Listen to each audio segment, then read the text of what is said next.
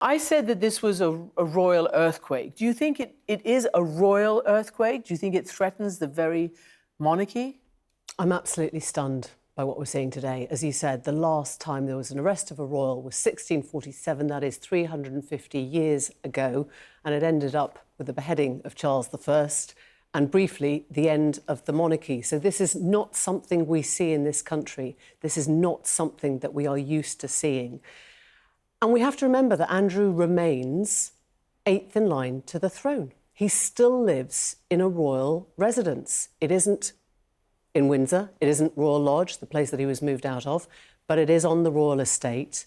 And I think the questions now for the royal family, and particularly for the monarch, his brother, will be how close that relationship is made to seem between the two of them and to the wider public. So the king, his brother, did appear in public today. Extraordinarily, he was going to London Fashion Week.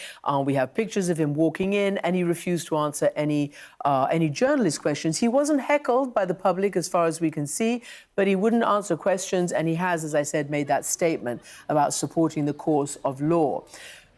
Given the seriousness of how you describe what's just happened, why do you think it's happened now? What is the trigger? There is no question in my mind that when King Charles removed that title from Andrew 6 months ago, last October, when he asked him to leave Royal Lodge, the king was essentially paving the way for the law to take its course. He was essentially saying, I think, to the forces of justice in this country, I don't want to tie your hands. He's my brother, but he is no longer untouchable. I'm not saying that King Charles had any advance warning of what happened today. In fact, I think we know that he didn't. There was no tip-off, there was no communication between the police, the forces that arrested him, and the monarch. But that statement was absolutely critical. When King Charles said, let the law run its course, this has to be fair justice for all, essentially.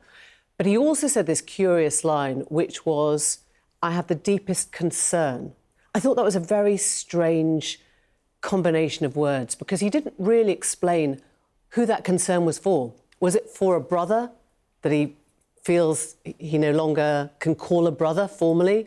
Was it for the victims of Jeffrey Epstein in whatever form or guise they are?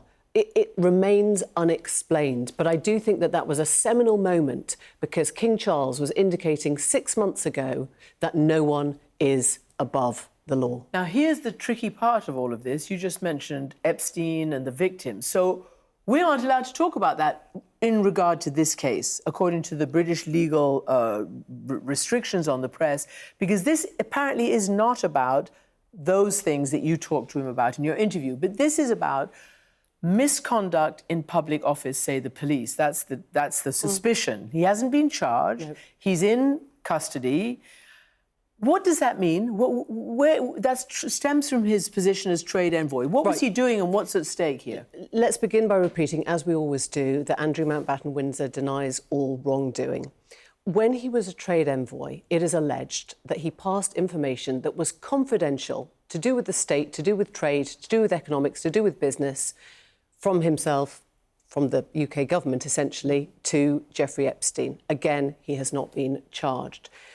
But misconduct in public office is a very, very difficult thing to pin down, because it has to show willful wrongdoing. In other words, did he know that he was doing wrong when he passed, if he passed, trade secrets, if he passed market-sensitive information, if he passed stuff that should have gone through the government to an outside investor? Was he aware that he was doing wrong?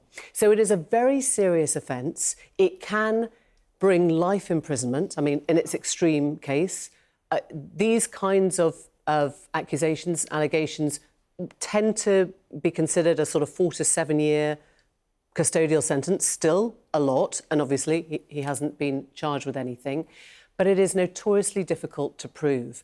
And as you say, there is an irony to all of this, because for the last 15 years, we've been talking about Prince Andrew in relation to allegations made specifically by Virginia Giuffre, Epstein's victim, who lost her life to suicide tragically last April. This is nothing to do with that. It is not connected legally to that. And the only reason we know about the sharing of information, the alleged sharing of confidential information, is because of the release of the Epstein files. So, you know, to all those saying, oh my gosh, there's so much stuff, there's 3 million bits of information, are we ever going to understand anything? You know, Thomas Massey, the Republican from Kentucky, who's really led the charge on the Transparency Act, on getting these files released, is saying this is what it was all about.